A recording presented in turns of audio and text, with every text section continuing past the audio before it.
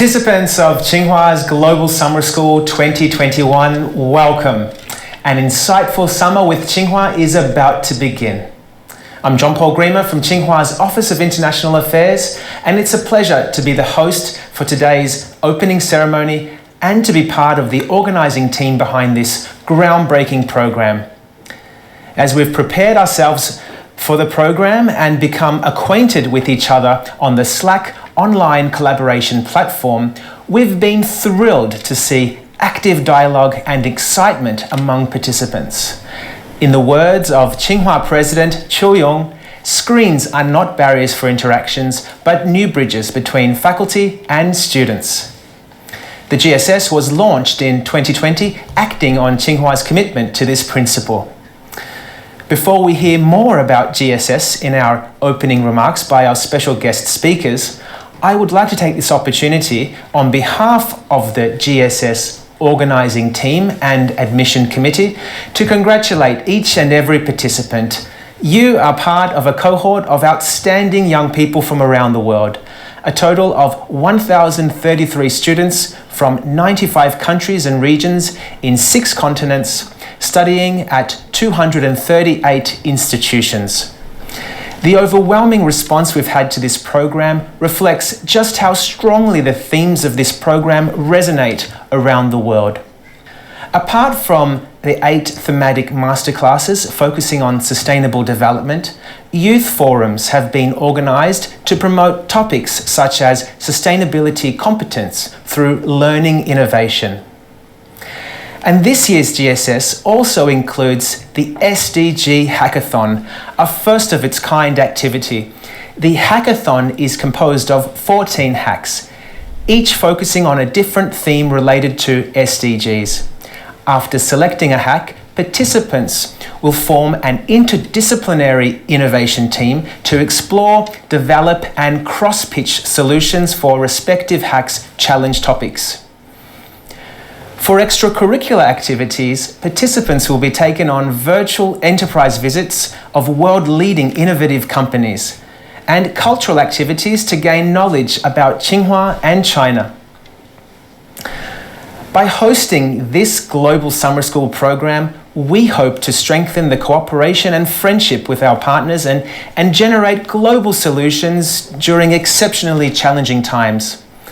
But for now, please allow me to introduce Tsinghua University Vice President and Provost, Professor Yang Bin. Professor Yang received his Bachelor of Science, Masters of Science, and PhD in Management Science and Engineering from Tsinghua University with outstanding graduate honours. During his teaching at Tsinghua School of Economics and Management, he won many awards such as the Outstanding Young Faculty and Best Teaching Awards. Professor Yang is a Vice Chairman of the Association of Chinese Graduate Education, the Secretary General of China National Engineering Education Supervisory Committee, and the Secretary General of the China National MBA Education Supervisory Committee. Let's welcome Professor Yang Bin to deliver opening remarks for the Global Summer School 2021. GSS participants, welcome to the Tsinghua Global Summer School 2021. We are delighted to provide an online learning environment that is built upon openness and integration with a community of global students and educators.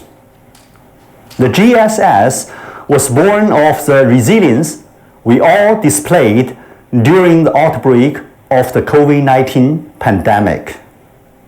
This year, it has grown into a means for us to connect in the spirit of collaboration and innovation for our future. We now find ourselves in a period of great action as we face profound challenges to our shared global community. We face global health, climate, and equitability crises, as well as threats to international exchange and cooperation, all of which require us to find global solutions. As a global university shouldering global levels of responsibility, Tsinghua has established the GSS to respond to these questions, letting our actions speak louder than words. Tsinghua is resolutely motivated to address the challenges of a new era.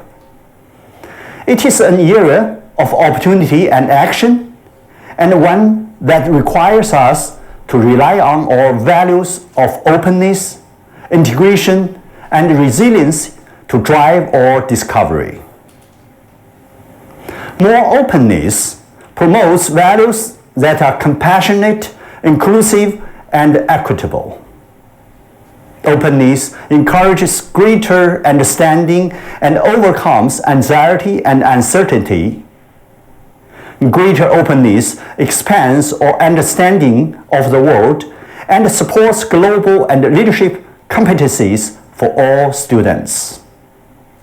When we are more open, we are better committed to collaborative activities like the GSS that advance human knowledge and cultural understanding. More integration helps us break through physical boundaries, disciplinary barriers, and technological limitations to make greater contributions to society. More integrative is about providing innovative solutions from interdisciplinary perspectives and strengthening cross-sector engagement with societies, governments, international organizations, and industry. Collaborative activities like the GSS strive to achieve more in-depth and more natural integration during class and after class, on and off campus, domestic and foreign, online and in person. More resilience exhibits adaptive strengths and leadership that inspires. When crises hit, our resilience enables us to rise, to meet the challenges, and to transform them into opportunities to grow and learn. I am convinced that collaborative activities like GSS play a central role in tackling global challenges and will make humanity better prepared for future crises by creating knowledge, striving for innovation, and cultivating leaders and change makers. The GSS extends Tsinghua's fundamental commitment to educate and cultivate talents to each and every participant. We recognize that we all have a part to play in sustainable development realization. Your participation in this very program demonstrates your commitment to sustainable development, and you will explore innovative ways to solve critical challenges. From wherever you may be in the world, you are now connected with fellow change makers to expand your perspectives and become catalysts of sustainable development realization. I invite you to be involved, to take actions, and to collaborate with each other to apply the knowledge from the masterclasses into practical solutions for the future. I look forward to seeing the fruitful outcomes of your participation in the GSS, and I wish you and this program a complete success. Thank you. Well, many thanks, Professor Yang Bin, for those opening remarks. Our next special guest, Ms. Beat Trankman, is from the United Nations Development Programme. She took up her post as the UNDP Resident Representative for China in October 2019. Ms. Trankman has had a diverse career with the UNDP since the late 1990s, particularly in the Asia-Pacific region. Most recently, she served as the United Nations Resident Coordinator and UNDP Resident Representative for Mongolia from August 2015 to September 2019. Previously, she served as the UNDP Country Director in Indonesia, the Deputy Resident Representative in charge of programs in Sri Lanka, the Assistant Resident Representative responsible for democratic governance in Cambodia, and a program officer in China and Geneva. Prior to joining the UNDP, Ms. Trankman was a research fellow at the European Institute for Asian Studies in Brussels, advising European Union institutions on EU-Asia relations. Educated in France, China and Germany, she holds a master's degree in political science and a bachelor's degree in China studies from the University of Hamburg. It's now my pleasure to welcome Ms. Beat Trankman to deliver an opening address. Thank you so much, JP, and thank you for having me. Good morning, good evening to all of you students joining, literally, I understand, from all corners of the globe, and a very warm welcome from my side also to you for the Tsinghua University Global Summer School. I'm really delighted to be with you as you start your courses, and it's wonderful actually to see the tradition of the summer school being continued in the midst of a pandemic with the power of technology helping to bring us all together for this fantastic learning opportunity. I would have hoped actually that this is a little bit more interactive because I wanted to get us started with a question to check or to test your knowledge, your sustainable development knowledge. And it's a question that comes from a quiz game that we at UNDP China have developed. And it's called the Sustainable Geek. You can find that quiz game online with all the questions. So here comes and the answers, of course. So here comes the question. What do you think can be found more in our oceans by weight, fish or plastic? Have a think, and if there's time, I'll try and answer that at the end of my speech. We live, of course, in challenging times, and our world today faces three major crises. The COVID-19 health emergency, with new variants and surges continuing to threaten life and livelihoods around the world. Almost 400 million jobs are expected to be lost by the economic fallout.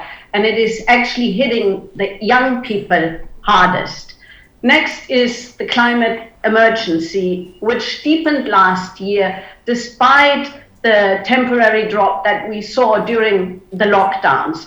And we are unfortunately headed for a 3 to 5 degrees centigrade increase in temperatures by 2050, which would be double the Paris target. And by the same year, the ongoing biodiversity emergency may wipe out about 1 million animal and plant species through mass extinction. And the rate of this is tens to hundreds times higher than in the last 10 million years. So all the lights on the dashboards are flashing red.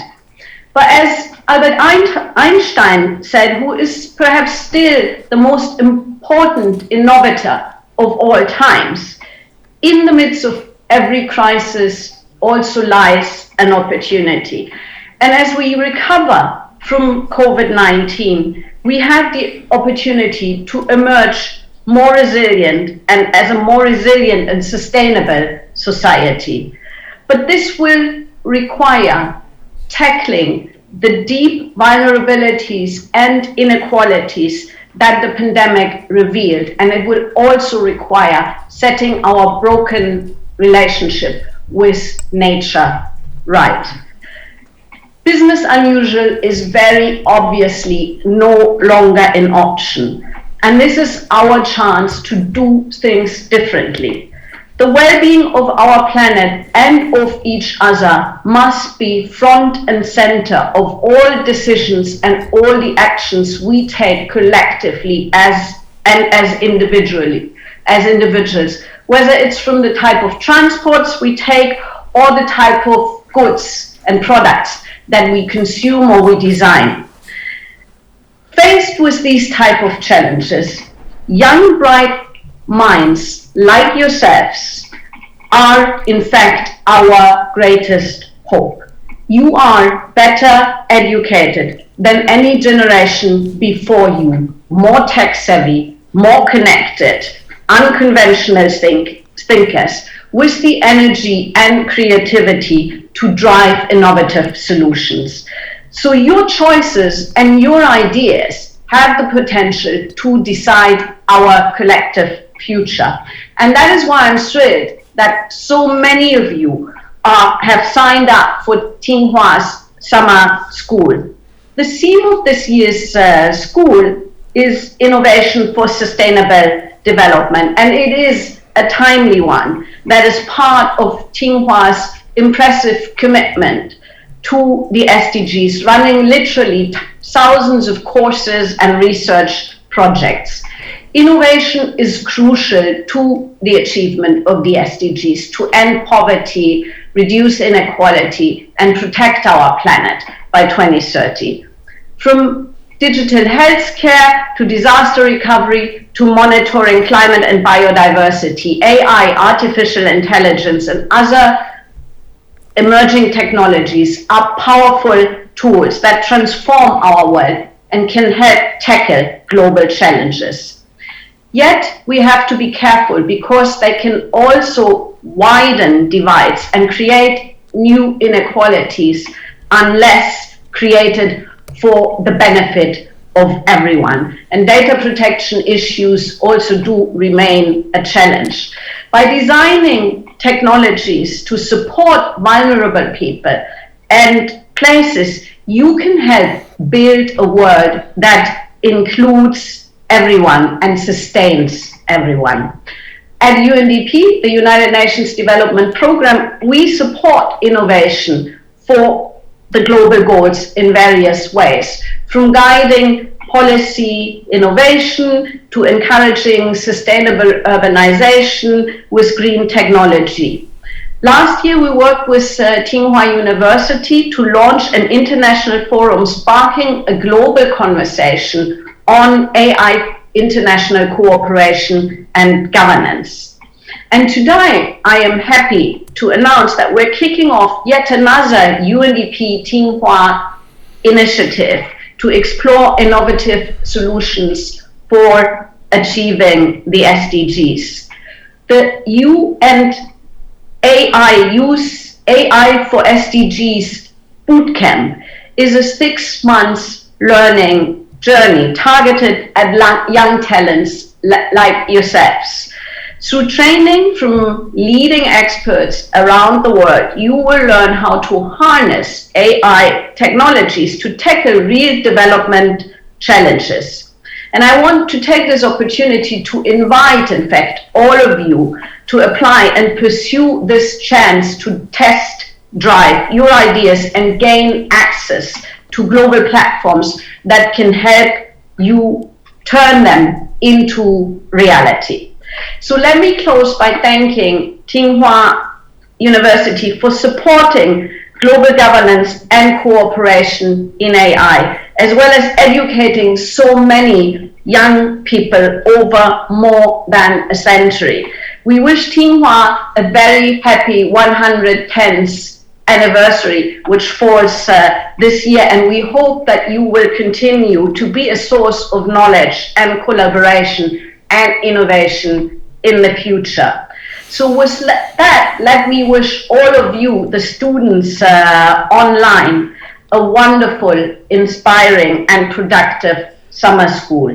The world, as I said, counts on your ingenuity and your creativity as future generations of leaders to make the SDGs a reality for everyone, everywhere. So good luck and do enjoy the journey. And so now, as promised, back to my answer, and with the encouragement to check out the game online. So the answer to the question is that currently there is still more fish in the ocean than plastic, thankfully. But by 2025, there will be 3 tons of fish versus 1 ton of plastic. And by 2050, if the current trend continues, there will be more plastic in the ocean than fish. Shocking. So that's why we need you. Thank you. Well, thank you, Ms. Trankman, for your opening remarks that set the scene for an insightful 8 days of innovative learning based on sustainable development. Our masterclass series will commence soon, but before that, we move to a video of Tsinghua's innovation and internationalization. Please enjoy.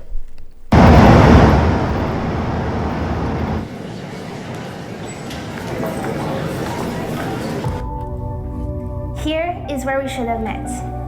Welcome to Tsinghua's Global Summer School GSS 2021. This year, Tsinghua University is celebrating its 110th anniversary, and the campus still looks gorgeous and youthful. I would like to invite you to take a look at today's Tsinghua's campus, where you can easily find its vitality.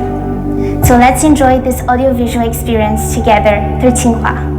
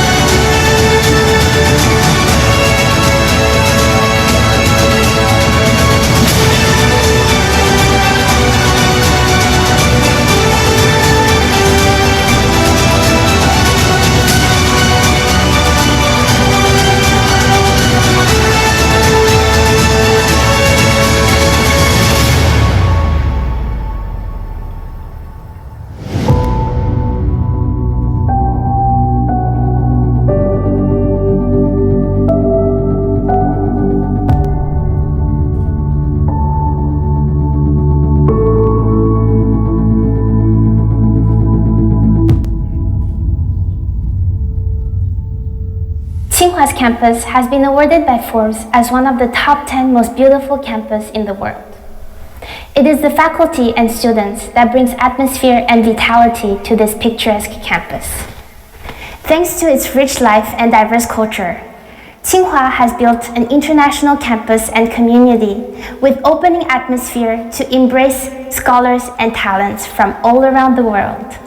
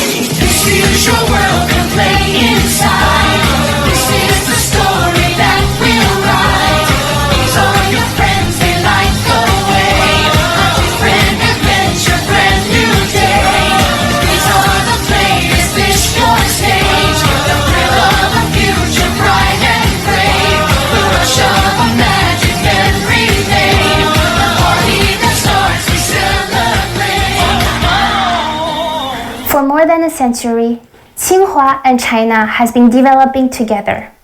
Here is where we start, deeply rooted in China, joining hands together to make contributions to build a human community. Let's get back to the stage of the anniversary gala.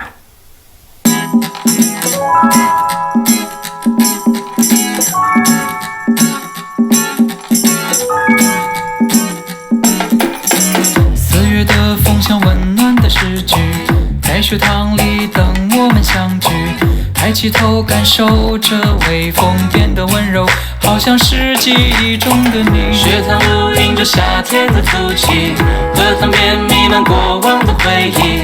无数次我告诉自己，没远离你是先例。我们终于又相聚，心和心在一起，这是一个默契的约定。在这温暖阳光里，发自心底，我们一起祝福你。Feliz cumpleaños, feliz cumpleaños， 思念的时光，温暖的目光，承载多少理想。Joyeux anniversaire, joyeux anniversaire， 赤子们的心是只永不渝，抬头看见那缕阳光，洒在我肩膀，漫步在路上，有人在歌唱，为你送来了生日祝福。岁月的风像温暖的诗句，在学堂里等我们相聚，抬起头感受着微风变得温柔，好像是记忆中的你。学堂路迎着夏天的吐气，课堂边弥漫过往的回忆。无数次我告诉自己，没人理你是先例。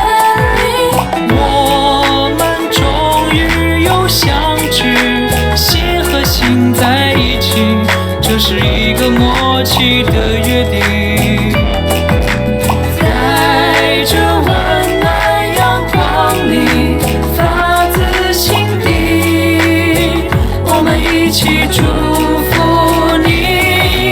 Feliz cumpleaños, feliz cumpleaños， 思念的时光，温暖的目光，承载多少理想。Happy birthday to you, Happy birthday to you。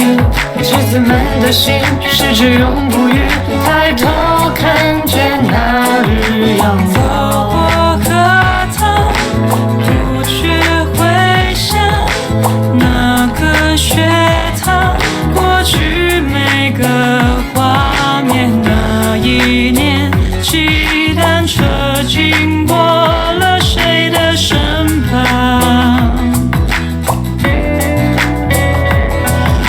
走过礼堂，绕过操场，那个学堂，过去每个画面，记忆里的藤蔓在生长，看到那年的我在路上，听见你的话语在回响。祝你生日快乐，我肩膀。祝你生日快乐，祝你生日快乐，在路上。祝你生日快乐，祝你生日快乐，在歌唱。祝你生日快乐，祝你生日快乐，来了生你生日快乐。Happy birthday to you, Happy birthday to you, Happy birthday to you, Happy birthday to you, Happy birthday to you, Happy birthday to you, Happy birthday to you, Happy birthday to you.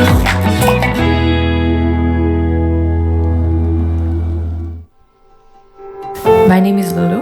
I come from Hungary and I'm a second year PhD student at the Department of History. I I first came to China in 2014. I studied Chinese language for 10 months, and after going back, I just couldn't stop thinking about China.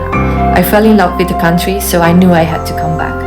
After finishing my bachelor's, I decided to further my studies here, because I think one of the best ways to understand a country and its people is to have direct contact with them. Over the last decade, I've been working to promote educational innovation, from leaving my home in Hong Kong, China, to studying in the UK, to then working in Africa, Europe, and Asia, to initiating entrepreneurial ventures across China.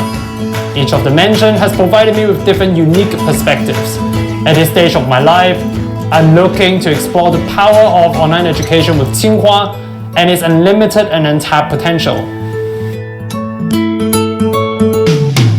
I think by learning Peking opera, I have a great opportunity in deeper understanding Chinese culture and also the society. Besides practicing with the opera group, whenever I have some time, I like to do my own research, finding English articles, watching documentaries and also opera pieces, so I get a better view of this unique piece of art, and also I could perform at my best.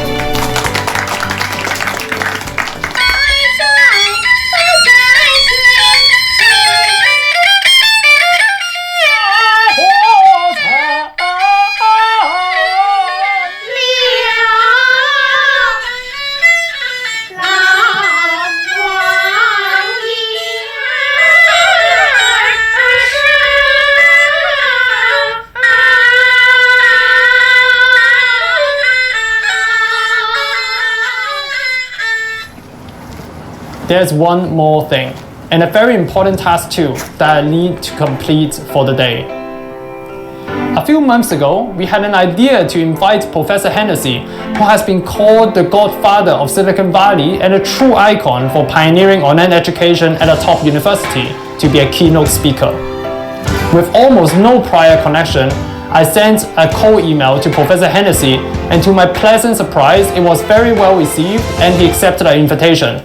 He interacts, I would imagine, with very, very important people every day, so I'm extremely honored that he's able to spend a couple of minutes with me and also to address university executives from around the world. This small example is a part of many more that happens around me every day, which we solidified the rise of Tsinghua's highly respectful and influential image on the world stage.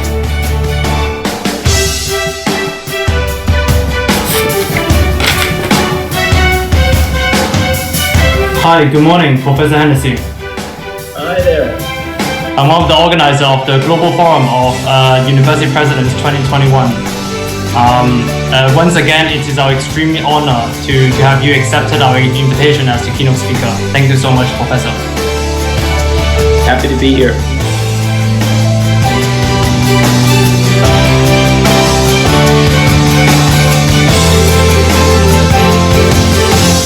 Excellent. Thank you so much, Professor. I hope to see you in person one day. Great. All right. Have a great morning. Good morning to you. You too. Thanks. Goodbye. It has been a long day. I had an early start from 5 o'clock in the morning, and now it is over midnight. However, every single minute of this has been very, very meaningful, has been very productive. I enjoy every single minute of this. I cannot wait to celebrate the 110th anniversary of Tsinghua University, but for now, I cannot wait to go back home. See you then. So that's it for today, guys. I hope you enjoyed spending this day with me. I think today was pretty successful. And usually after dinner I walk a little bit, but today is just so cold, so I'll head home right away. Take a warm shower, grab a book and go to sleep, because tomorrow is a busy day again, but that's how we do it at Tsinghua. And I really wish that one day you guys can come and see me perform Peking opera. See you! Really wonderful life that I never ever imagined. Energy. 21 years in Tsinghua. I came here in the year 2000, first as a visiting scientist and then officially hired as faculty in 2003. Tsinghua, there's always something happening, always people doing things, moving around, always something kind of going on campus. So it's much more lively. There's more life on the campus.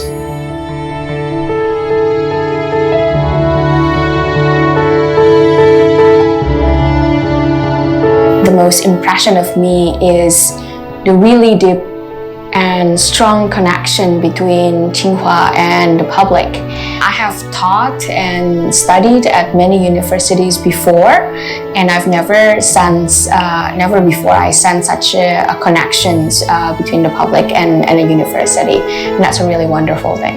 Somehow my wife really want to go to China, so she kind of forced me to take this opportunity, and then that's about 10 years ago.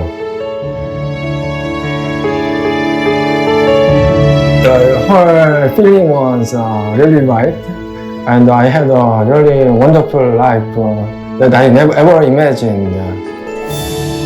我开研的主题是引力和所谓的全息对偶 （holographic duality）。在我来清华之前，我当过在斯坦福大学，也有Princeton 博士后。我那个时候已经看到了科学的未来就在中国。我一直觉得中文是一个爱好而已，本来没想到我会在日常生活中用上。I came to Tsinghua about a bit more than 2 years ago. I think in mathematics we mostly need peace. So when I need a break, usually I go and walk around this lake for like 20 minutes. And I love this place. It's very quiet and it's very peaceful. So when you want to think about mathematics and relax, it's actually a nice place to go. If I just pick up the one best place, I can choose this restaurant, faculty restaurant. In this restaurant, sometimes I invited my students. Also, accidentally, I met many other faculties, introducing by other faculty and other faculties and so on. I think my favorite spot would be my lab. In my lab, we think about our lab as the concept of citizen science, that in order for us to do our science, we need people to help us and be part of our science, and that's how we want to really welcome. About a year ago, I met a really good mentor.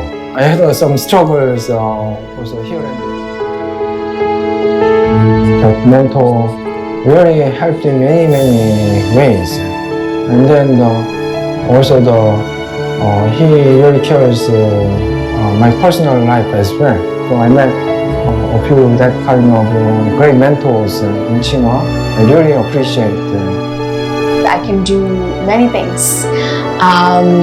To be a mom, a wife, to push my science, to have time for my students, and to bridge between science and the public, to serve and communicate my science to the public. And I don't always do these things perfectly, but I'm very grateful that at Tsinghua I found the energy, the confidence, and the joy of doing so many things. I can remember being at a conference. I was in Xi'an, I think 2002 to 2003. I gave a talk at that conference, and after the talk, somebody approached me and told me that they were also from Tsinghua. And I kind of realized then I was part of the family, the Tsinghua family. And when there's a family, there's a home. And so that moment, I think, probably I began to think, okay, now I'm part of this university and the things it represents. That I was on of December 2 years ago. That night, I was working very late. It was probably around 2 a.m. And from my office, I saw the snow started falling on the ground. And it was very calm and beautiful. And I was thinking, oh, I wish my family was here. My husband was in Santa Barbara and my son was actually in Indonesia. But then I thought, when we meet again together, it will be here in our home. And that's when I feel that Tsinghua is my home. 我第一次跟其他清华老师们送孩子上清华幼儿园的那一天，那天恰好是我跟爱人来中国工作的2周年，所以对我们来说那天也有很大的含义。也相信清华会继续很长时间做我的家。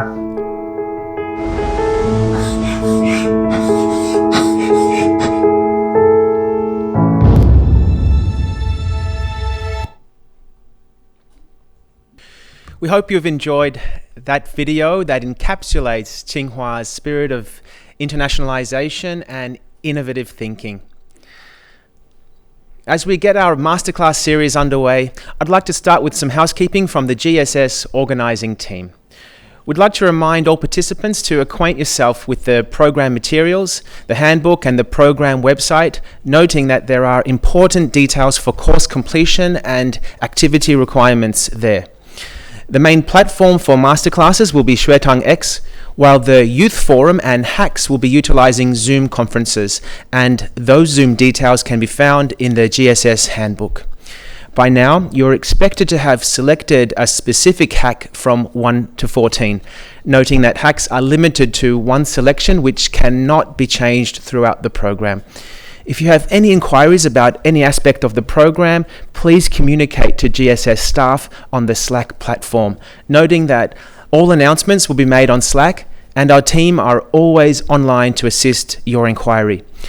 We're now moving on to our first masterclass on the Chinese economy, prosperity and prospects, to be delivered by Professor Jinliang. Professor Li has served as the Dean of the Office of International Affairs since 2015, leading a team of over 60 international education specialists and program managers. He's been an instrumental figure in Tsinghua's internationalization, strategic global engagement projects, and administration of international affairs, and has worked towards the establishment of innovative projects and a greater global presence for Tsinghua.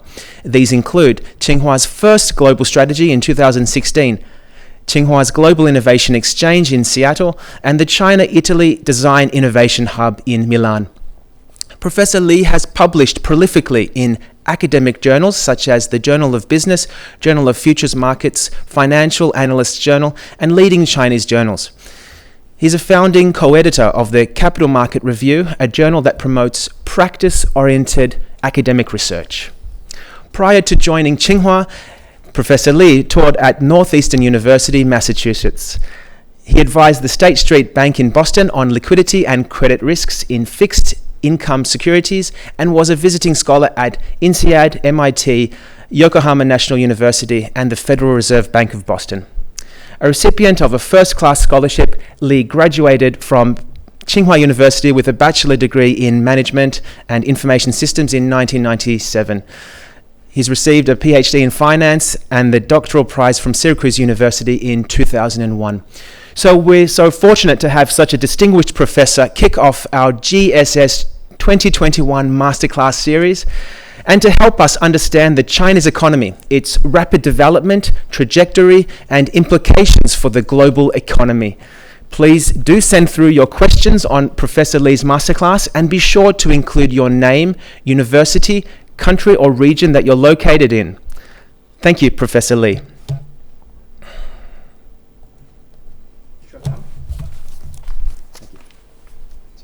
Thank you very much, Jean-Paul, for your introduction, and welcome everyone online, our students and friends who are here today. And it's my own privilege to welcome you again, because in the last session, the opening session, you had a very short peek of the university. And for my session, I would like to share with you some experiences that I have had and the understanding that I have made up regarding the Chinese economy.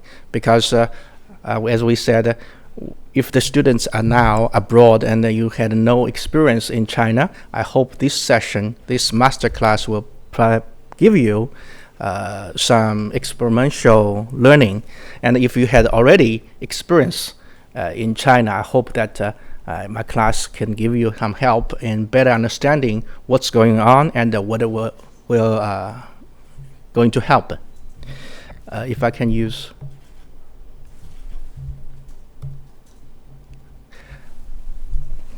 The topics in my class include 3 parts. First of all, I would like to share with the audience the relationship between China's economic achievements and the foundational support which support these achievements, and also the challenges and the opportunities that are now in the process. lastly, I hope to give you 3 takeaways. For example, if you forget everything in the master class, then you only take 3 things back. I hope these are the 3 takeaways. If you guys take a look at this picture, this shows the growth of China's GDP. If we look at the horizontal index, that is in trillion Chinese yuan, we say Chinese renminbi. If we start from 1952, at that time, it's only 600 million Chinese yuan in the worth of GDP. Now, it's more than 100 trillion. Of course, this includes the inflation. So if you look at the absolute change, the amount of change is exponential. Now, if we look at the relative growth, the growth after controlling for the inflation, okay, between 1978 to 2020, the average growth rate of China's GDP was 8.9%, which is relatively high as a large country as China. And also, if you look at recent years' economic changes, for example, in last year, during the pandemic, China was one of the few countries which was still in positive zone with GDP growth 2.3%. So this is which will provide us a very vivid picture of how our economy has been performing and why it's called an economic miracle. Because for such a large economy in the last 40 years, not only 40 years, if we look back in 1952, since 1952, actually, China's economy was in a very strong growth mandate. So our growth has been strong, and especially the pickup year is 1978. Usually we call 1978 the year of opening up and the reform. So if we take a further look at the last 40 years, the economic growth was exponential and has been very strong relative to our economic size and the population size. And what I want to elaborate in this lecture is to give us some hint that what are the main supporting forces behind this economic growth. Even though people and the economists say China's economic growth is a miracle, every miracle has an explanation. So I'll try to provide one explanation behind this miracle. If we look at this picture, this shows that for many brands, international brands available in supermarkets and online stores, there may be a label within this brand. It said "Made in China," as one of these very famous brand once was. And what I try to say is, in 2018, China exported textile and apparel to the world with a worth of $276.7 billion. Okay, that is about 35% of the world market share. So look at this. China is a factory of the world. Okay. And if we look at some major instrumental products, for example, steel, we look at this graph. In 2018 and 2019, the figures are similar. The green part is China. So China contributed 50% and more of the global production of crude steel. And the rest is shared by many developed countries, and including India, Brazil. These are large countries. So this shows how big our industrial section is. Roughly speaking, China is half of the world, even though China's population is only 20% of the world's population. But our production, our industrial production, is very strong and very influential. We are the largest producer, exporter, and importer of steel in the world. Of course, you may ask why we produce so much and we have to import as well. So this is the diversity issue. Different countries have different advantages. So we produce, we sell, and we also import. So the production of China's steel industry also is a contribution towards trade market. We produce and we trade. So trade will benefit each country. If we look at this large vessel, okay,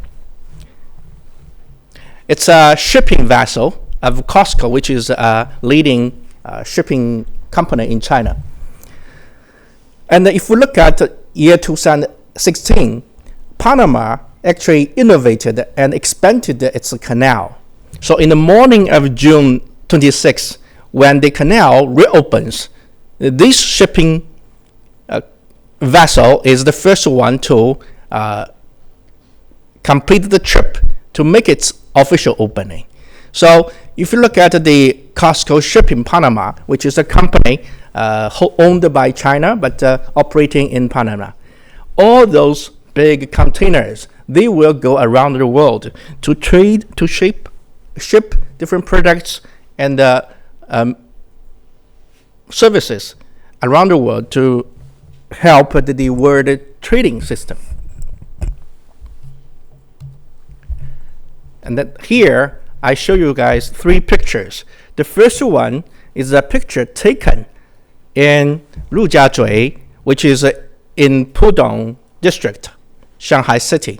If we look at the picture, the far part was with low-rising buildings was Lujiazui. At that time, it's a countryside. However, in year 1990, the central government of China decided to make this Lujiazui and the Pudong as an exponential zone for economic innovation. So at that time, starting from 1990, Lujiazui becomes an innovation center. And let's see how a new city is built. Taken in 2008, from the same angle, we'll see that Lujiazui becomes a financial city center, which is also a financial center of the country. China is large. And recently, in 2015, the picture is more picturesque.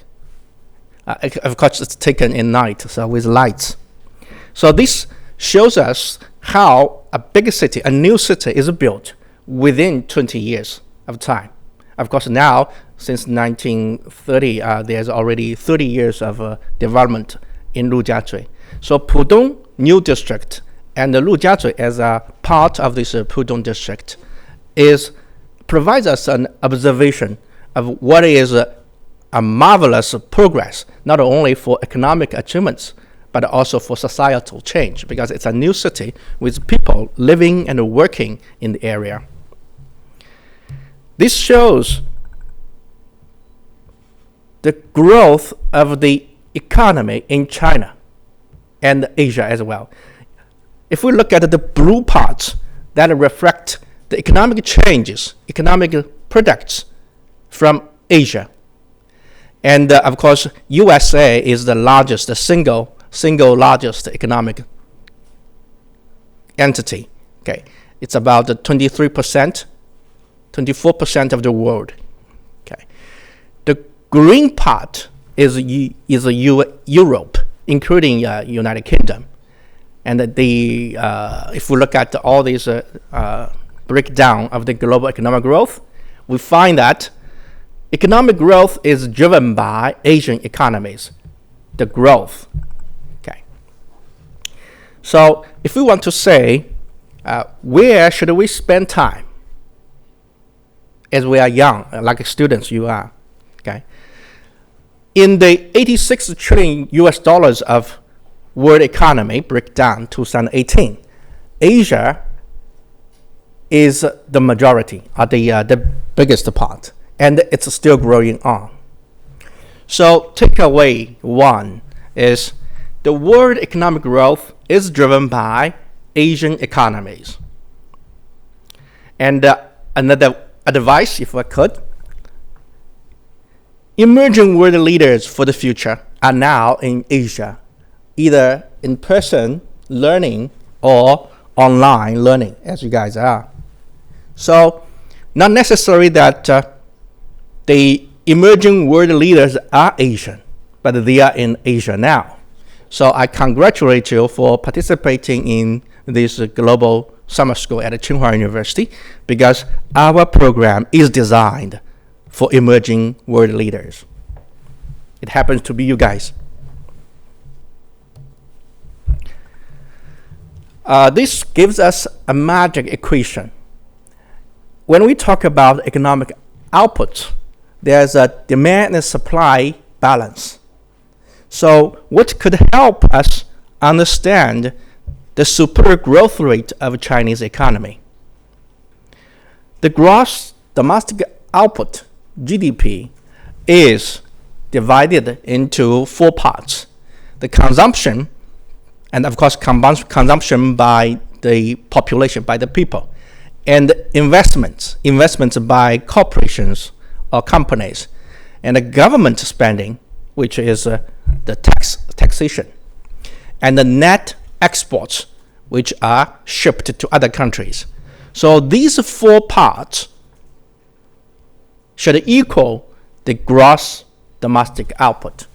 Okay, that's the basic balance that we need to maintain to make sure that the economy is sustainable and is growing. What is contributing to this GDP? On the left-hand side, we call it supply, and on the right-hand side, we call it demand. So who are producing these products and services? The answer is industrialization. So since 1978, China has been in a very fast industrialization stage. China used to be a agriculture-dominated economy. Now, no longer. As of now, agriculture only contributes to about 5 to 7% of the GDP breakdown.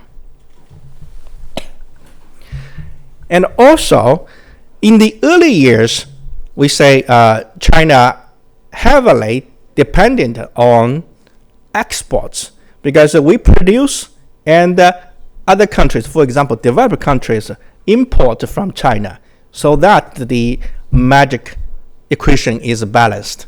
Our super growth is bought by foreign countries. However, as China's economy becomes so large, you cannot rely on foreigners to purchase your products as for the growth. So the domestic consumption is a fundamental consumption portion for the economy. But who are purchasing all those products and services? Another magic observation is, in China, we are experiencing urbanization. For example, in 1978, only 18% of the population resided in urban areas, taking urban positions, urban jobs.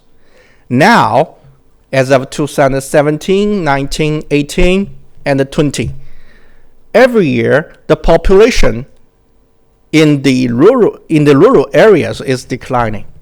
As of now, we roughly have 61% of the population reside in urban areas, cities, and taking industrial jobs. So this is 1% of the population, roughly, every year, changing their lifestyles and changing their jobs, careers. If we look at this 1% of the population, that's 10 million people every year. That's the size of population for many countries.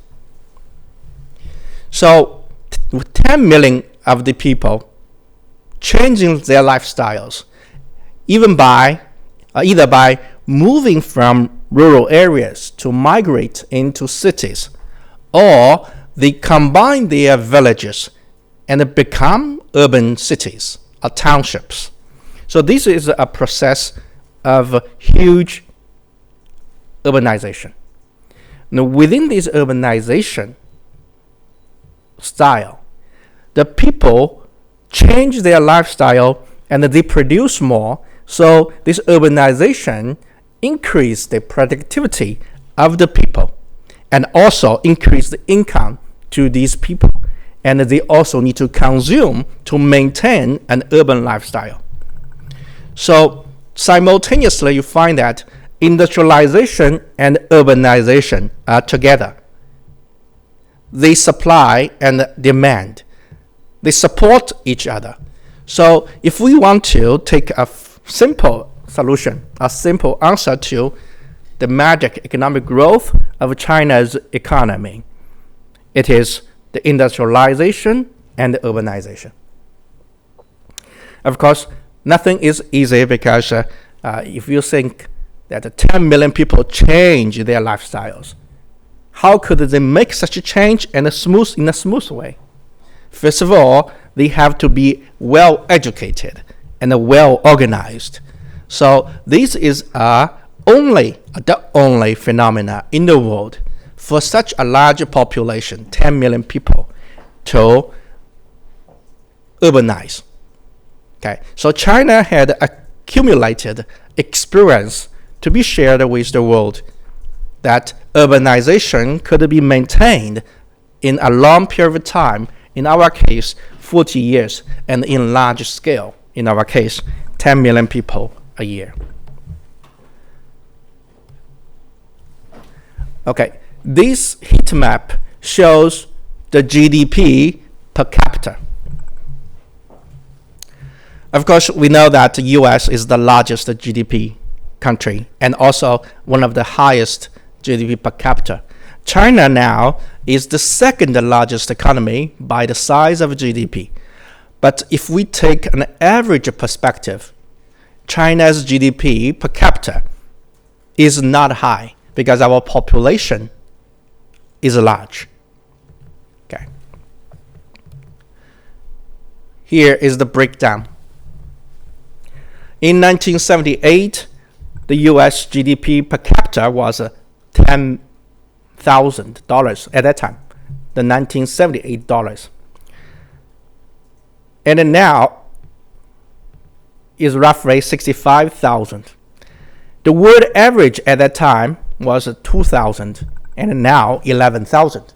So if we look at China, in 1978, it was merely $156 per person.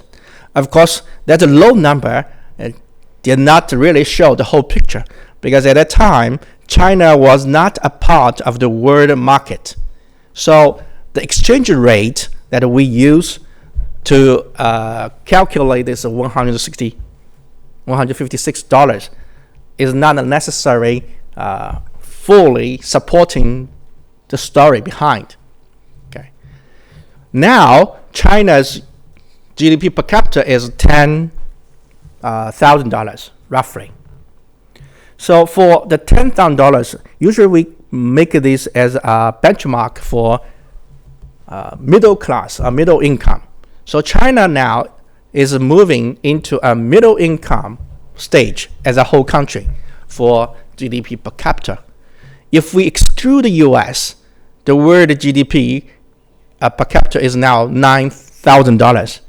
So if we consider China's GDP per capita in 1978, it was not measurable because our economy was not a market-oriented economy. But for now, China's GDP per capita is the average. Okay, I only show this world average ex-US. If we exclude the 7 developed countries like G7, China's GDP per capita is roughly the world average. So what do we have achieved as a miracle since 1978 to now is not a real miracle. It is a reversion to the normal. Okay, China's economy was not in the market system in 1978. Now it is in the market system. And what the Chinese people on average have achieved is to gain the average share that we have contributed. So this is another explanation of why I call this a miracle can be decoded. It's not a real miracle. At least it's not a myth. What has contributed to the economic growth since prior to 1978? I try to provide an explanation from three perspectives. First of all, the education. Education empowered the average person. Okay.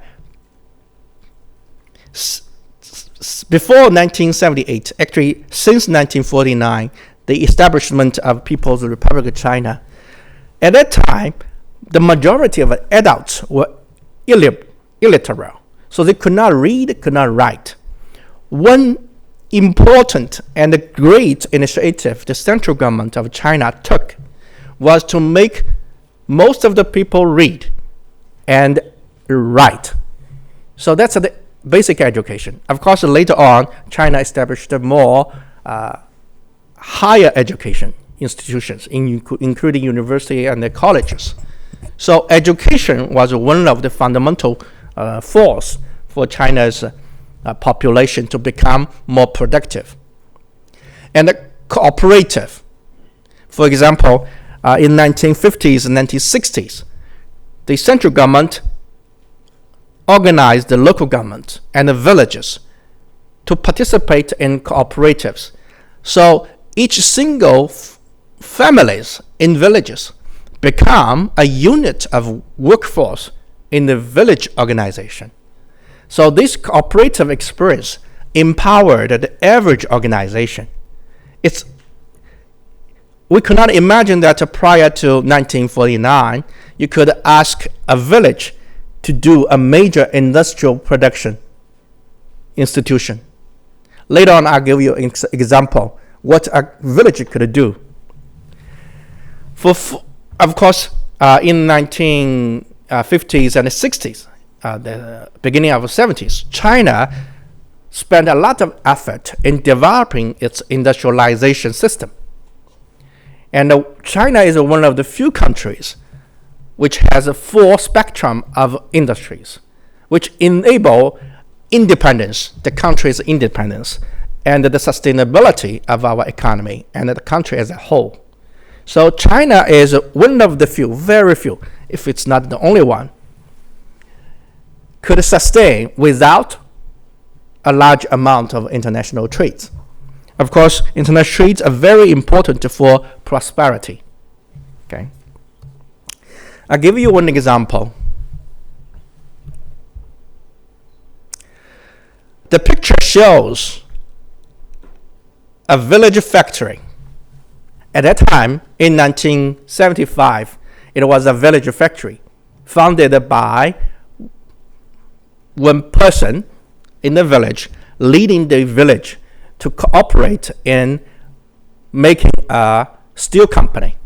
Of course, the steel at that time was very raw and crude.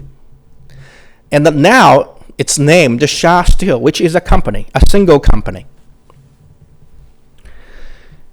Even though from a very small origin, okay, with a small amount of money raised by the village, the residents, they become one of the leading steel producer in the world. On the left side, I look at the table, shows that Sha Steel, which is a company in China, a single company, produced 41 million tons of crude steel in 2019. If we look at the other numbers, Germany produced 39.7 million tons, Italy 23.2, France 14.5, Spain 13.6. What does this show us, guys? Or are you amazed? A village company produced more steel than Germany as a whole. Of course, people could say, why do you produce so much crude steel? Can you sell all those crude steel? Yes, we could, because we're building a lot of highways, railways, and high-rise buildings. All of them use a lot of steel. So China is in this stage. We need and we consume a large amount of steel, so we produce them. And who are producing them? A company like Shah Steel, which is a village company in the origin. Of course, now they are a publicly listed company, which is very large. So can you imagine that a team of residents in a village could establish or launch a company like a Shah? If they are not educated, could they do it? Okay. If they had no experience of cooperation, could they do it? They could not. So if we want to consider the fundamental force which contribute to our economic success, even though we know that the year of 1978 was very difficult for China as a whole, because the Chinese government at that time were experiencing difficulty in production and also in the farming yields as well. So the economic difficulty did not stop the innovation, but pushed the people to innovate, because in 1978, innovation was the only way for sustainability or for survival. So since 1978, innovation has always become a driving force for China's economic success. But the good thing is, even though in the difficult periods, China has accumulated the fundamental forces which are necessary and which are supportive for economic growth. So since 1978, the economic growth was marvelous. However, it is a result of industrialization along with urbanization. It is a return to the norm after re-entry to the world market. And it is known as a miracle, but is rooted in a solid social economic foundation set prior to 1978. So as at that time, the population was roughly 500 million or 600 million. Those 500 million and 600 million of Chinese people, they had been accumulating the wisdom, the courage, and the strength prior to 1978. And after 1978, this vessel starts shipping to around the world with no return. So that is my takeaway too for you guys. Now I want to show you some of the challenges that we are experiencing.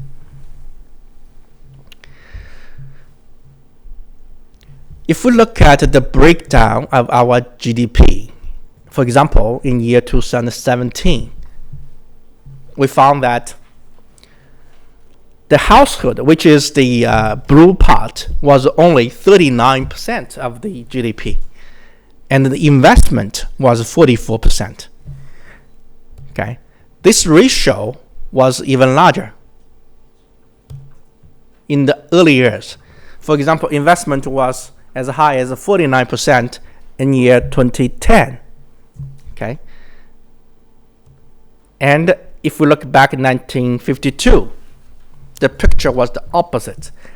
The household consumption was roughly 2/3 of the GDP, and investment was a quarter of the GDP.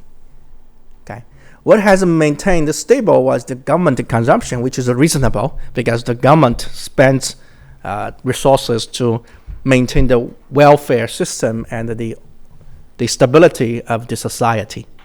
However, if we look at this picture, we show that China's economic growth was driven by investments.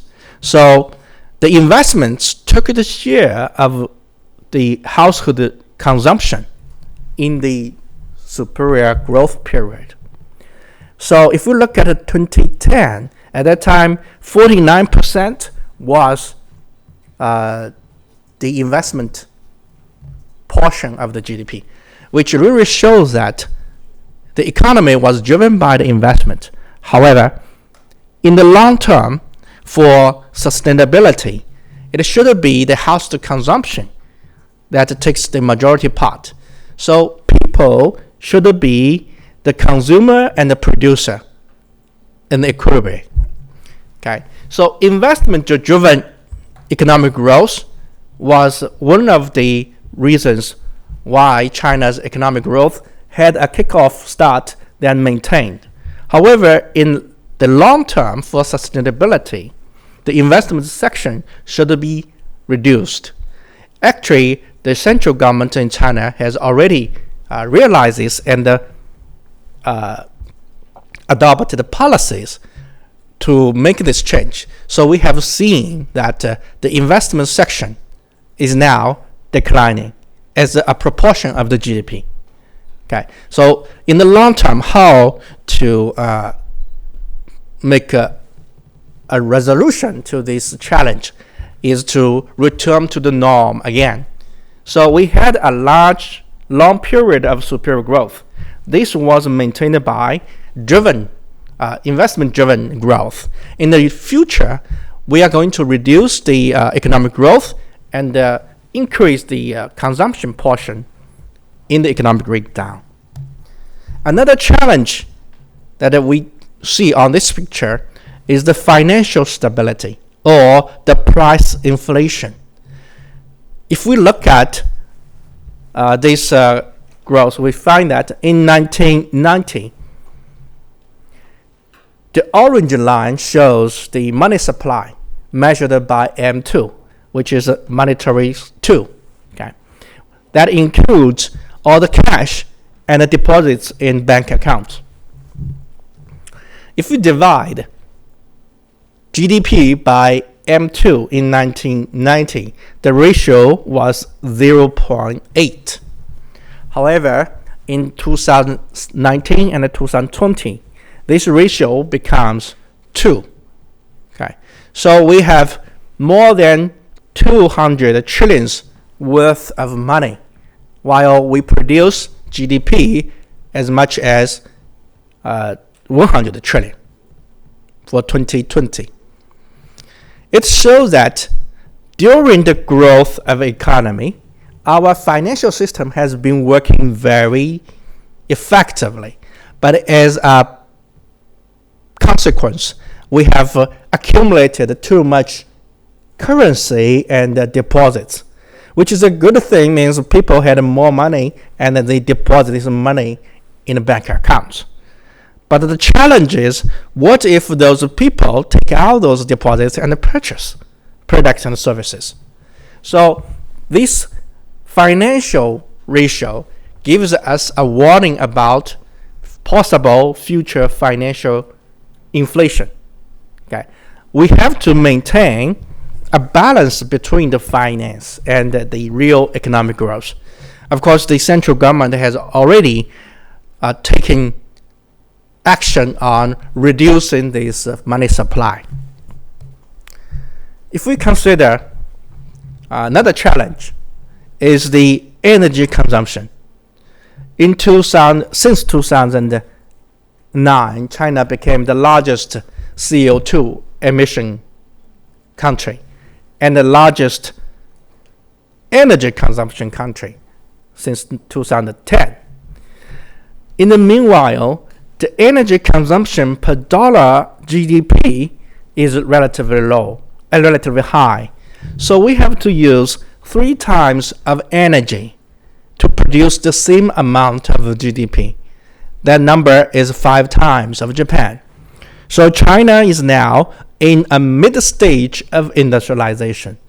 The quality of industrialization needs to be refined. This is why our President Xi Jinping, State President Xi Jinping, in 2019, actually called upon the world to contribute to the world climate control and world green glass control as well. So China promised that as a whole country, we are now pulling full efforts into reducing carbon emission. So we aim to be carbon neutral in the year of 2060, if not earlier. So this is one promise of a larger country. We are a developing country with a population about 1.4 billion. However, as a developing country, now we are putting full efforts into increasing the efficiency of energy and reducing carbon emission. It is a strategic issue for our country.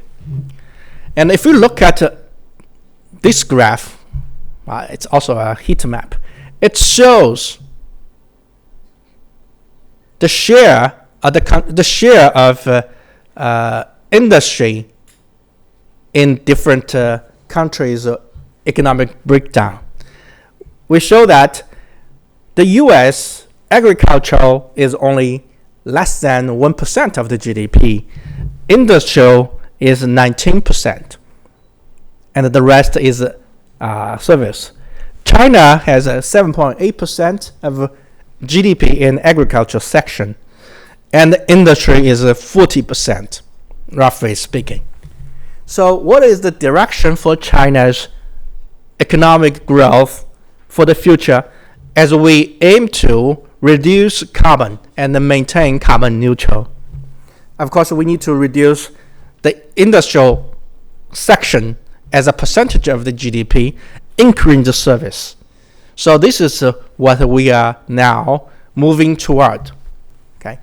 By improving the quality of industry, efficiency of industrial production, and also increasing the amount of service in GDP breakdown. So China is experiencing urbanization, industrialization. We are now in a later section of this industrialization. Quality and innovation should be our first priority. So we are moving toward innovation-driven economic growth. So we are now in the stage called a new norm of the economy. Okay, we are transitioning from high growth to medium growth economic. And to improve the structure of the economy, we need to boost the service sector and boost consumption. We need to reduce the disparity between urban and rural areas. We need to continue lifting all levels of society. As a resolution, we need to transit from inputs and investment driven to innovation driven. Okay. This is also a main strategy of our university. Actually, as I showed earlier, Tsinghua University is a pace setter for innovation in China. We are a comprehensive university. However, we focus on innovation. This innovation is not only technical innovation, it's innovation in science, technology, in the social sciences, in the management. Okay, so we need innovation in all aspects in the society. And this is what our university keeps doing and would like to maintain in the future. If I can share with you, folks, what is the new norm of China's economy, I quote President Xi Jinping, what he has said in the APEC CEO Summit, October 9, 2013. He said, if China is to make progress, it must deepen reform and opening up in all respects. To live up to the new expectations of our people, we must, with firm confidence in reform and opening up. greater political courage and wisdom, and stronger measures. Advance reform and opening up, further open our mind, unleash and develop social productivity, and unlock and enhance the creative forces of the society. So if we take a retro perspective, China's economic success and societal development since 1978 had been a result of opening up and reforms. And opening up and reforms are the only way we should take for the future as well. Okay. So China is unique because it does not encourage wealth to cluster around a few members or one level of its society. If we consider the economic development in China since 1978, it is very well shared by the people, by the population. And China instead tries to lift all members of society to become a truly wealthy nation. Even though China now is on a level of, we say, middle income as a country as a whole, we hope that all people from the country, in the country, share this wealth, share this middle income wealth. And we hope that this wealth level could accumulate and grow. If I share with you the takeaway 3, the last takeaway 3, the social economic foundation gets stronger with the 40-year growth since 1978. It empowers China's economy to be robust and sustainable. As I said earlier, China has a full spectrum of industry, so we can maintain our own growth. And being open and having a willingness to reform is the path to continue the success. And innovation is the key. So I'll stop here and I'll give my time to John Paul. 谢谢.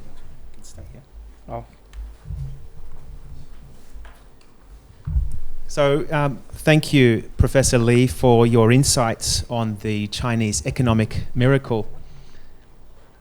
The masterclass has, not surprisingly, generated a lot of discussion among participants.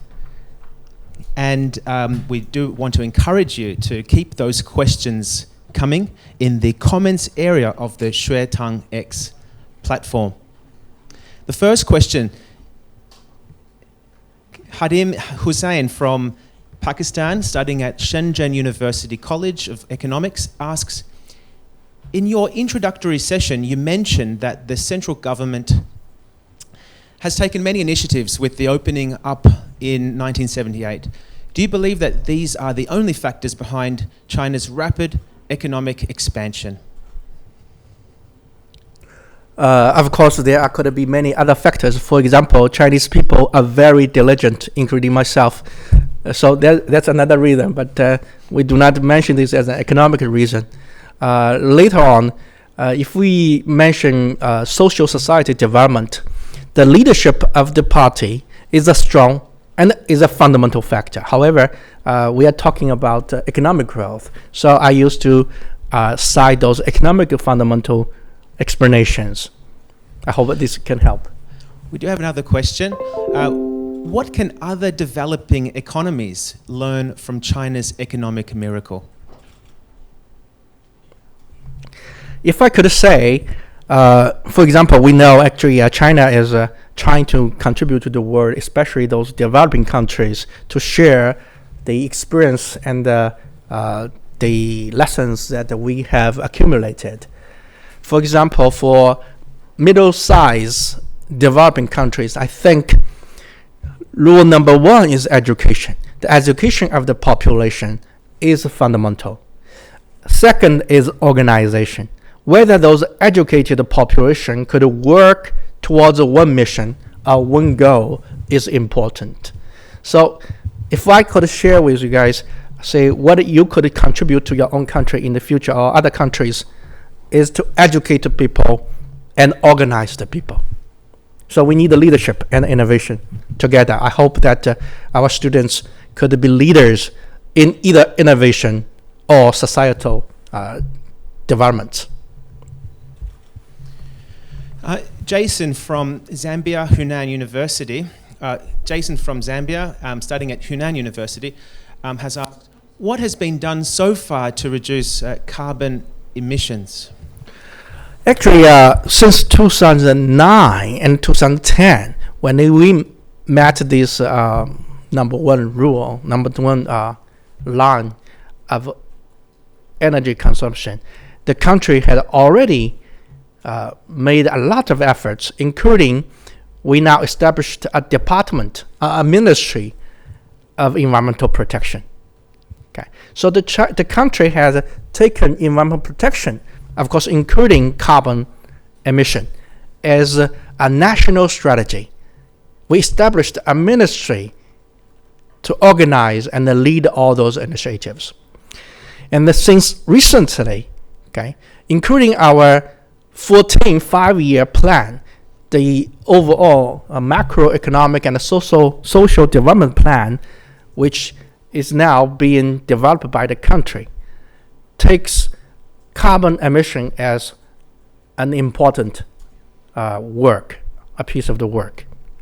So all the industrial companies have a carbon measure. Okay, our Ministry of Environmental Protection will monitor all those industrial companies and measure their emissions. Not only, of course, carbon, but also water protection and earth protection as well. So this is a countrywide issue. Okay, I think this is from top down. So we are working on it, and the country is having a very enforced initiatives on those carbon reduction. Thank you, Professor Lee, and for all those insightful questions as well. This concludes the first masterclass, and it also officially concludes the opening ceremony, which we hope you thoroughly enjoyed. But please do not go away. We do have a 10-minute break, followed by some an important session on the program and parts of the program which are important to know. Thank you very much, and once again, thank you to Professor Lee for your insights. Thank you.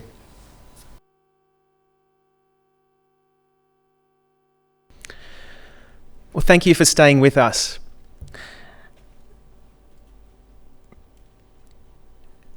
Our next distinguished speaker will provide general instructions on the arrangement of the summer school and the SDG hack. Professor Li Jizhen is a professor at the Department of Innovation, Entrepreneurship and Strategy at the School of Economics and Management of Tsinghua University. He's also a research fellow and vice director at the Research Center for Technological Innovation at Tsinghua. Professor Li holds a master's and PhD in management science from Tsinghua University. He teaches courses such as management of technological innovation and project management.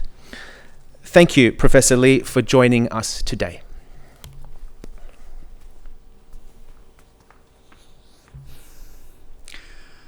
Thank you.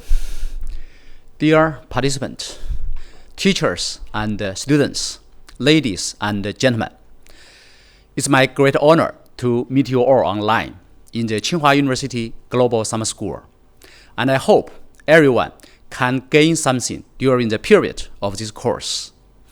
Compared with last year, there are many changes in this year's summer school, especially the SDG hackathon, within the theme of innovation for sustainable development, aims to give students more opportunities to practice themselves and have more interaction with your schoolmates. I will give you a detailed introduction to the specific content of the SDG hack this year later. Firstly, I would like to ask everyone a question. How many of you know what hackathon is? Actually, hackathon originated from hackers in computer science.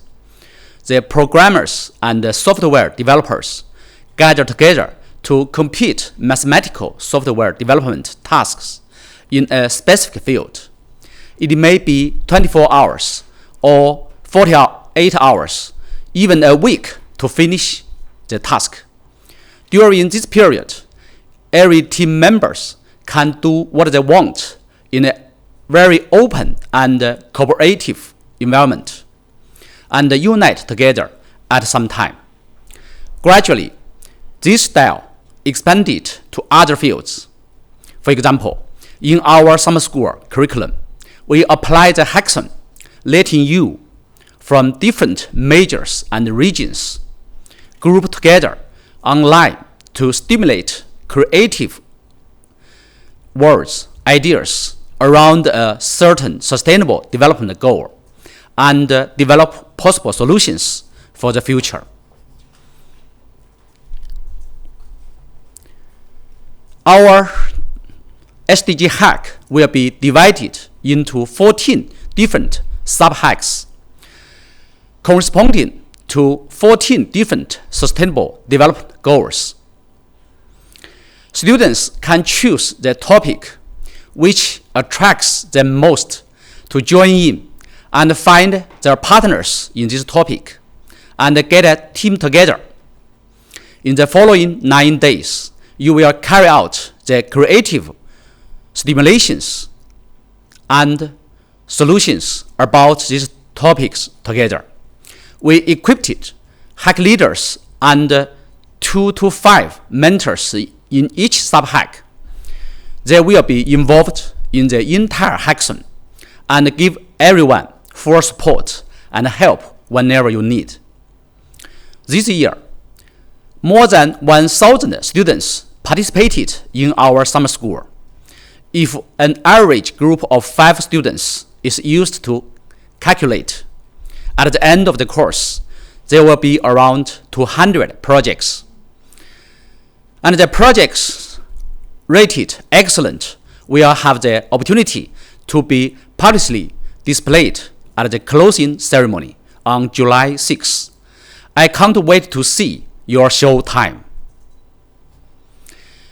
In 2015, the United Nations issued the 2030 Agenda for Sustainable Development, which contained 17 Sustainable Development Goals. This is a call for action by all countries, poor, rich, and middle income, and so on, to promote prosperity while protecting the planet. They recognized that poverty eradication must be designed in conjunction with strategies that promote economic growth and address a range of social needs, including education, health, social protection, and employment opportunities.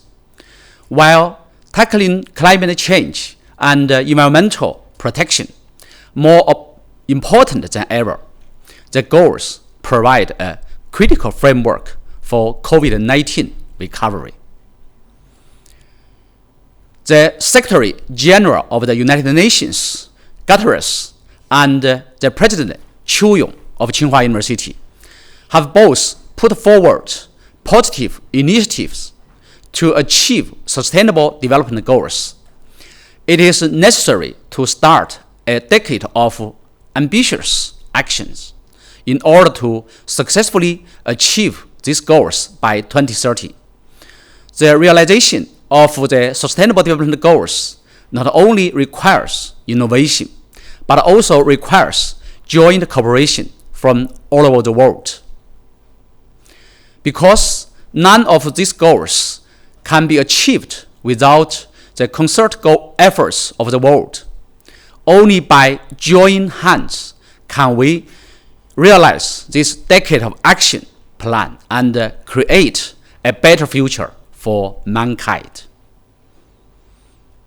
In order to improve the young students' innovative capability and understanding of the Sustainable Development Goals of the United Nations with positive actions, and to enhance the students' sense of responsible leaderships.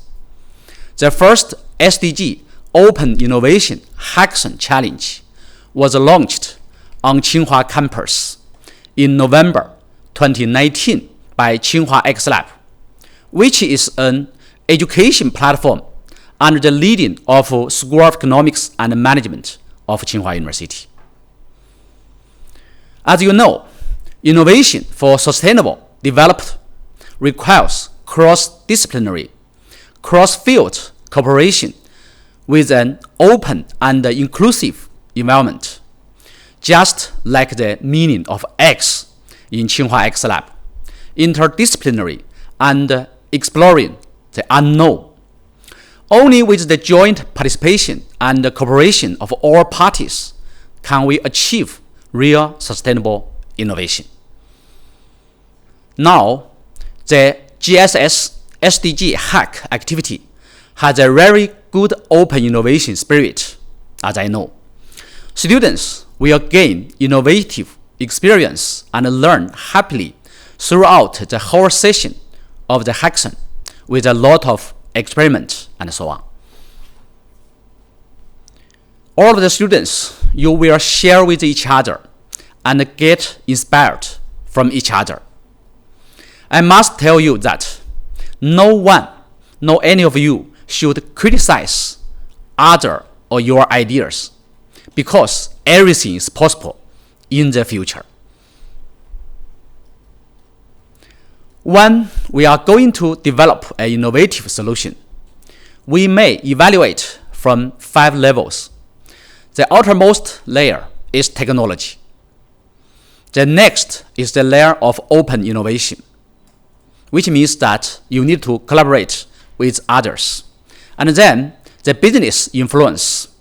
What's the impact from the perspective of business? And the public policy, with the most central one, sustainability. Therefore, sustainability is the core layer of innovative solutions and has a fundamental position. The core idea of the challenge is that actions speak louder than words. And this happens to be the motto of Tsinghua University, as many of you already knows. At the same time, hackathon is a very challenge because it requires a solution to get constructed within a short specific time. At the same time, it is also very diversified.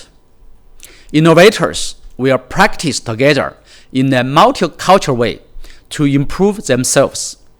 During the hackathon, students will practice how to learn by doing, learn by interacting, and how to tell your story well to others. For each innovator, you will have the opportunity to interact with faculty and students from your own major and interest, or even mentors from other departments or universities or countries. You will draw inspirations from their diverse professional and cultural backgrounds to inform your scientific research. You will have the opportunity to understand some needs from our society, especially companies, and develop practical solutions with mentors from there. At the same time, outstanding teams and their solution will have the opportunity to present at the closing ceremony of the summer school. If you plan to deepen the project, you can also get support from Tsinghua X Lab in terms of funds, partners, and a lot of course and other things you may need. Hackathon's rules are very simple. Students need to form a team of 3 to 6 people and complete 2 crossing pitches and 1 final pitch about your creative idea or solutions during the course. Students who meet the score rules will receive 1 credit from Tsinghua University. So each of you will have the opportunity for teamwork brainstorming, and public presentation. In this course, students will learn the Sustainable Development Goals and the specific meaning of a goal, learn and try to develop practical and innovative solutions, practice teamwork, and finally gain a problem-oriented experimental learning experience. Any part of the practical experience can be obtained through sufficient practical opportunities. To achieve these goals, we designed the learning framework for this hackathon. This is very important for every of you. When you finish organizing your hack team, you can refer to the following process. From identify a good problem to work out your ideas or solutions. In order to help you more, we also share some learning tools for you in the following days. Considering you are just going to start your study in the university, some of you may in this case, while also some of the tools are very classical but need more time to learn how to use. So they are just open for you. And we will not ask you to understand and practice well to apply all of them. But if you are interested in some of them, you can have more discussion with your team members and then ask for more help privately to your hack leader or mentors. So basically, you will have the following process during the whole hackathon time. You will find your team member through ice-breaking and problem pitching. Then you will define and confirm the problem your team would like to choose by brainstorming. Then you will have your team work together with your partners to create your idea or potential solution. During this period, you will have 2 times of cross-pitching, and you will get the advice and suggestions from your hack leaders and mentors in your hack. Their input will help you to reconsider your problem or idea and then work out your final proposal with your team. During this period, you will also receive 1 or 2 inspiring talks in your hack. All of this can help you more to understand whether your problem is good or not, and how your idea or solutions is practical or not.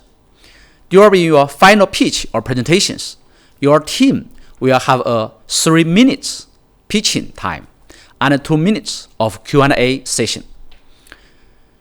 Then your team proposal will be evaluated by your hack leader and mentors.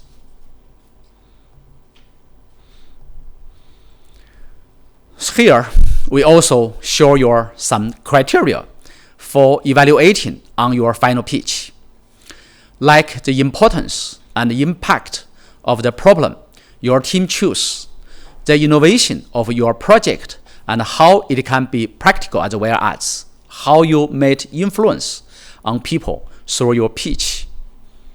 But don't be bound by this evaluation criteria. We recommend you that in any case, it's better to consider more about the problem you choose, because that is the first right thing you need to have. All of the efforts will be made based on that. And please pay more attention to the following 2 things. First is the vision you want to have. The other is the next step you need to do right now. Anyway, I still would like to share with you the possible awards for each hack, as we know your efforts should be encouraged and supported. We will have the most outstanding team, which can have the opportunity to present at the final ceremony. Besides that, we will also award for the most investable team, social innovation team, technological innovation team, and the best performance team. I believe that even you don't have win any prize, you will still get great friendship with your team members and a positive instruction from hack leaders and mentors. This will be a very good practice and a learning opportunity for all of you, and I hope everyone can enjoy it. Some of you may concern about the score you will have for this summer school. Here, I would like to explain in a little bit more. Each of you will get a pass or fail based on the total score you will have. The total score will have two parts. First part is your class participation, including the Global Summer School master classes and the SDG hack. And then the second part is to submit a final essay on summarizing your personal journey in this summer school, or what you have achieved during this period, for example, from any master classes, forums, or activities. The detailed requirements will be shown on your handbook. The hack leader of your hack will also explain them in detail for you when the SDG hack is open. So, what we can do after this course? Is it just a paperwork or dropped as soon as you finish the pitch? We hope you can discuss with your team members, if necessary, within or with your hack leader and mentors, how to go further with your idea or solution created by the hack in this summer school. Are you really going to implement it, and how? You can also come to visit Tsinghua X Lab or contact Tsinghua X Lab teachers to get further support and help on your project. Finally, thank you all and enjoy the hack. Well, thank you, Professor Lee, for introducing the GSS hack and for your great support to this program. We've selected students and participants frequently asked questions and most commonly faced tech problems. The first question is, I've selected the Slack group, but I cannot find which hack I am in. What are your suggestions? Yeah, this is a very good question. So, students, please make sure you enter a specific hack discussion groups.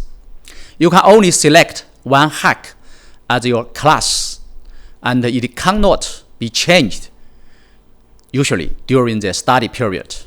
Some of you changed hack by admin yesterday. It should be involved automatically by IT team. You can click your 学堂 my course to check your hack class, but some of your involvement might be delayed. And the second question is, which part is online and which part is offline? Okay, this is also a very good question. I should tell you that most of the parts are online.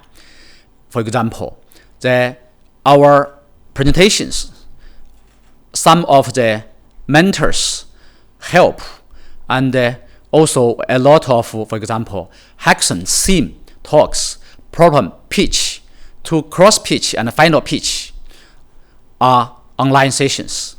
The rest time you have to work with your team, especially after the class, after the, for example, the clear division of the work, and then you don't have to be online all the time.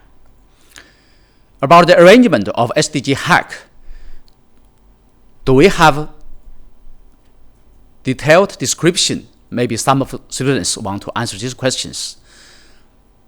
So I think that your hack manager will also offer you more specification, suggestions, and advice on this hack. And for example, which part is online or offline. Be sure to browse the materials and become acquainted with the program before the start of our program. And the final question is, what about the arrangement of SDG hack? Do we have detailed descriptions? Yeah, our GSS course handbook and brochure can be downloaded on the Slack platform. Your hackathon brochure will also, for example, offer you SDG participant informations in group channels. Be sure to browse the tours and the brochures and become acquainted with the program before the start. Well, thanks once again, Professor Lee. That brings this session to a close. But let's reconvene here on Xuetang X from 7 p.m. Beijing time for Masterclass 2 on Developing Leaders in Innovation from Professor Pei Lun Patrick Rao. It's been an exciting start to GSS 2021, and we look forward to seeing you at 7 p.m. Beijing time. Thank you.